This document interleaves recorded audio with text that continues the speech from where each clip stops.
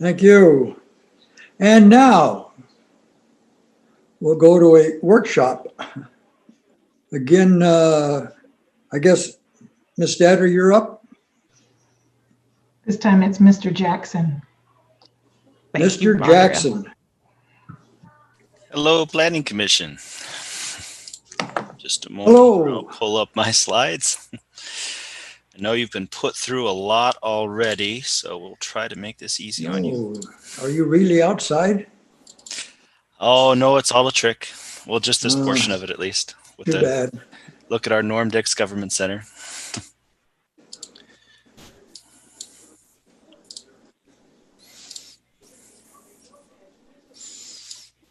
All right, thank you for your patience there. Everybody see the slide? Yes. All right, grand.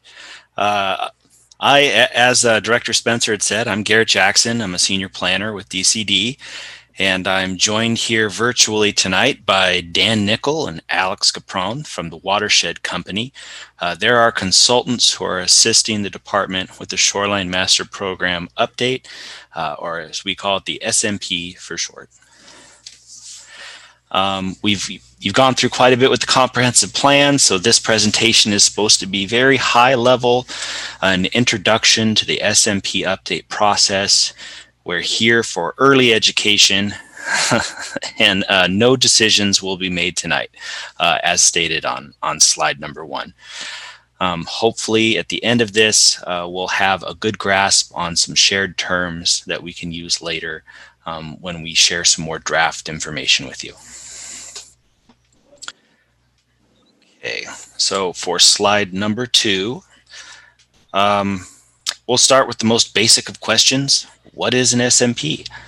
It's a set of state-required policies and regulations that are intended to protect state shorelines, promote public access to those shorelines, and ensure that uses that need to be located on the shoreline have priority.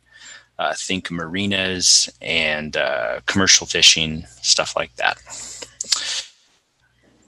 We'll also be updating our critical area ordinance for consistency with the SMP and other limited changes.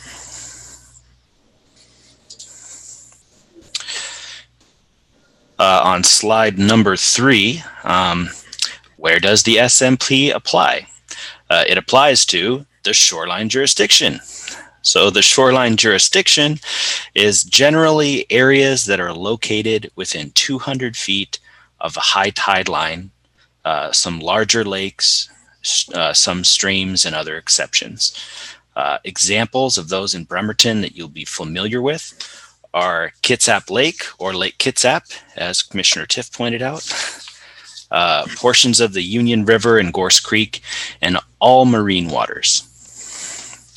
What you see to the right is an example of our shoreline designations maps. Those colored lines follow waters regulated by the SMP. Each one of those colors represents a different shoreline designation, and they correspond pretty closely with the zoning map designations that you're all familiar with. So for instance, for the low density residential zoning, we'll have single family residential shoreline designation, as you see there in yellow. Now moving on to slide 4. These shoreline designations were assigned based on an analysis of this in a report called the Inventory Characterization Report. Now, this report was done in 2013, and it took kind of a snapshot in time of the development that existed on the Bremerton shorelines and shoreline resources that we had at the time that we wanted to keep. So designations like the Urban Conservancy that you might see there at the south of Gorst or along the highway there, those are areas that we might want to preserve in the future due to being particularly environmentally sensitive, whereas other areas along the shipyard we designated in 2013 as being industrial to know what was there at the time. Oh, and one note there, There is one shoreline designation that's not necessarily pictured. It's the aquatic designation. So if it's waterward of the high tide mark, it's termed the aquatic designation. So if it looks like it's water on the map, it's designated the aquatic shoreline designation, in case you were curious. Okay, moving on to slide number 5. So what is the SMP periodic update? It's required by the state every 8 years to ensure that you are compliant with current state laws, any changes in local plans, like for instance, the Sheridan-Harrison sub-area plan, and to incorporate any other new data or information that might be helpful. On to slide number 6. Things that the periodic update will not do. We will not reevaluate the ecological baseline established in 2013 that is used to determine no net loss. So what does that sentence mean? The ecological baseline was a snapshot inventory that was taken in 2013 that established what our shorelines currently looked like, what the ecological situation was, what areas were degraded, what areas had environmental resources. And our goal of one of our main goals of the SMP is to assure no net loss of that 2013 baseline. So we're not going to make it any worse than 2013 is our goal. Our friends at the Watershed Company provided us with this helpful image as an example. You see in the ecological baseline and no net loss portion running across the page horizontally. And in red, you see the ongoing degradation from existing development that might occur, shoreline violations and impacts from new development. And we're supposed to counteract that through our SMP with a restoration plan and general mitigation that's required through the SMP. And once again, always with the intent of no net loss from that 2013 snapshot.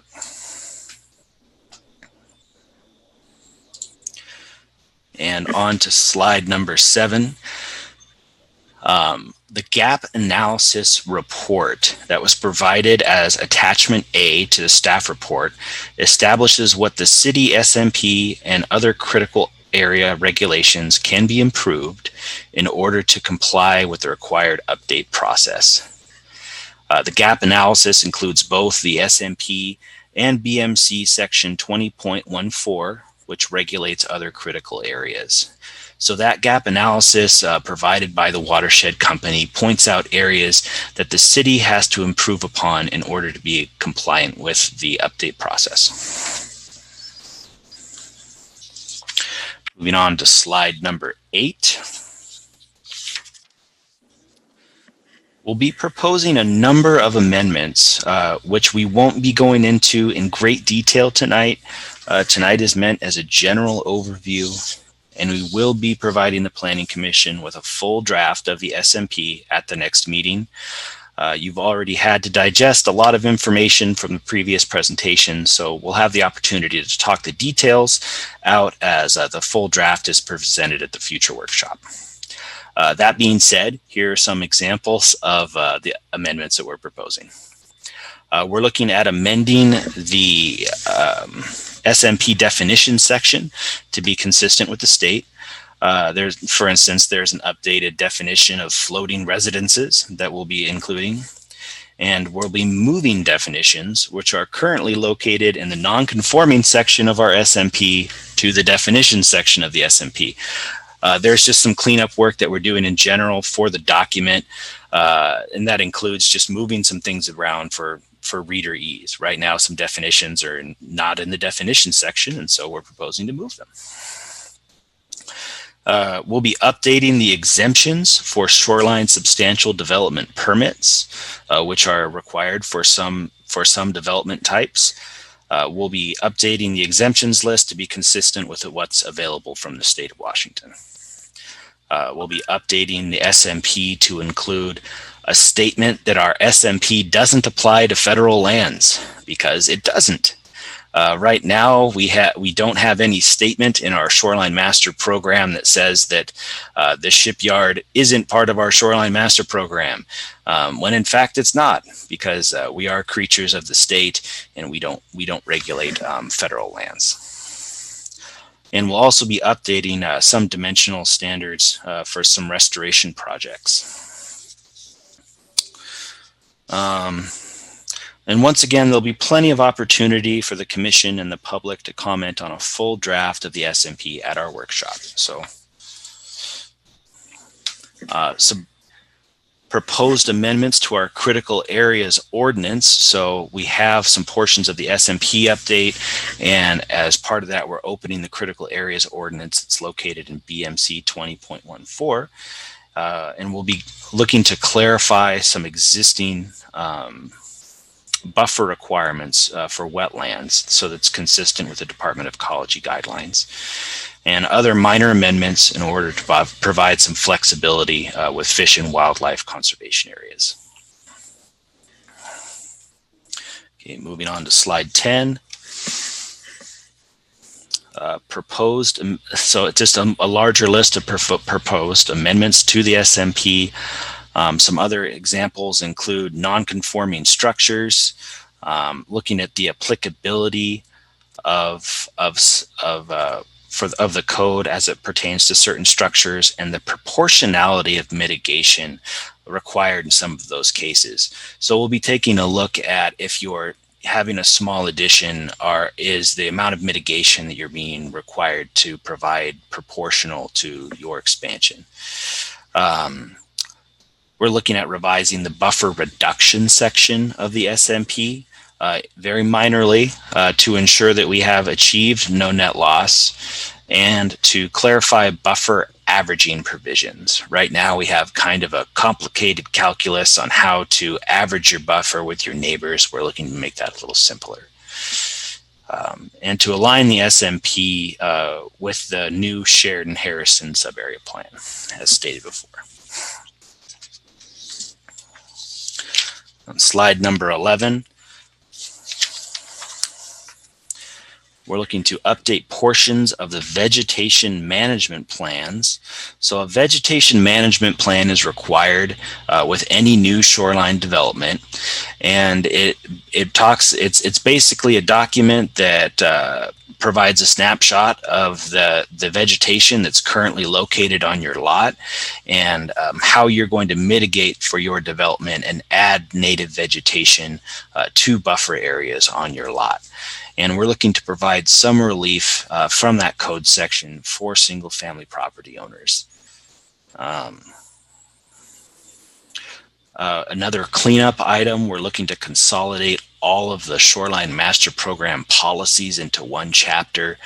Right now they're scattered throughout the Shoreline Master Program document, and it would read much more clearly if those policies were located in one section. We'll be adding proposed language for climate resiliency. As the department learns more about the ongoing effects of the global climate, we want to be sure that that knowledge is represented in our environmental documents like the Shoreline Master Program. And I look forward to sharing that draft information with you at the next workshop. And also some minor mapping changes to reflect new information. Once again, like the Sheridan-Harrison sub-area plan, we'll be requiring some mapping changes to update. Just a brief overview of our anticipated timeline. Today is our Planning Commission workshop. On October 1st, we'll be launching an online tool to orient the public to the Shoreline Master Program update process.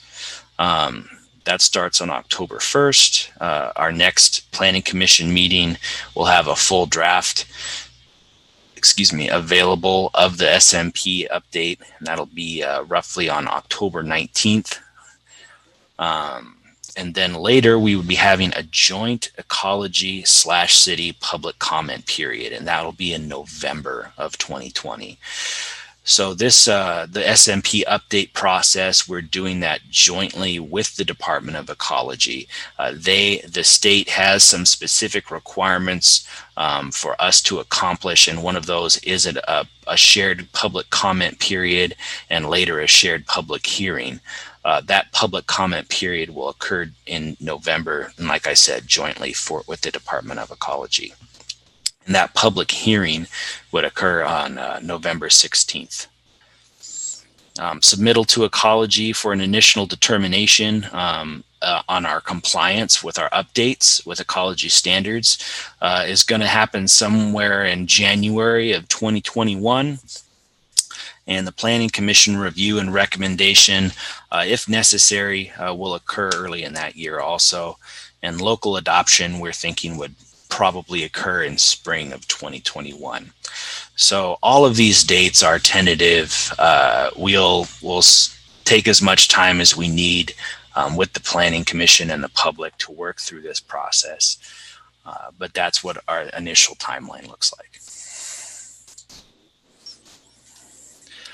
As far as public outreach is concerned, that online tool will launch on October 1, and that's beyond our dates with the Planning Commission. This is one of the ways that we'll be engaging the public to make sure that they are on board and involved in the SMP update process. That online tool will review background information and project timelines, so that the public can understand issues that are being addressed, so that they can provide comments, and that they can have the opportunity to get notified of future actions that are taken on a document. So that's our high-level overview. I hope it wasn't too fast. I know that you've taken in quite a bit tonight, and this was supposed to be more of a shot across the bow for the draft